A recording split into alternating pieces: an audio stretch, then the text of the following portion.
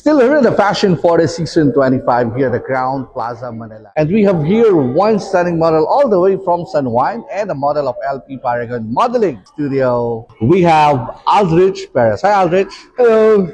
Ayan, so gaano ka na ba katagal na sumasabak sa pagrampa? This is my first ever Fashion Forte po. Wow. Pero sa ibang mga competition, you have other competition naman or talagang first time mo talagang rarampa? Nag-rampa ako last month lang. Nanalo rin ako.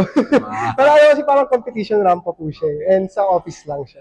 And dito, this is, you know that some of the models here in Fashion Forte, dito sila na-discover. Marami tayong mga models na endorser na ng iba't ibang brands. So ano yung pakiramdam na you are now here, you're part of Fashion Forte?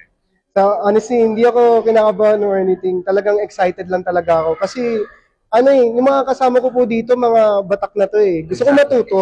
Gusto ko makita paano lakad. Tsaka, iba rin pag na-experience ko yung sa pagsagit na marampa. Nanood ako last Fashion Forte. Tapos, parang gusto ko to. Kaya, so talaga na-inspired ka, kaya ngayon, you're part of it now. Oo. Kaya, papasalamat ako sa... So maraming mga katulad mo na feeling nila, pwede sila, ano yung may papayo mo sa kanila? Ako, wala naman ikakawala kung itatry nyo eh. Alam nyo kung sa tingin nyo, kaya nyo, ibig sabihin confident kayo, nakakayanin nyo. Ianin nyo lang, dalhin nyo lang. Ganun. Ayan, very well said. Well, seeing the confidence that you have, for sure, you will slay the stage later on. Mga tao na gusto mong pasalamatan for this event. Gusto ko po pasalamatan po si Sir Mato po and si Mama Nardi po. Since kinuha po nila ako for today po. And gusto ko rin po pasalamatan sa mga lagi rin pong nanonood po sa akin.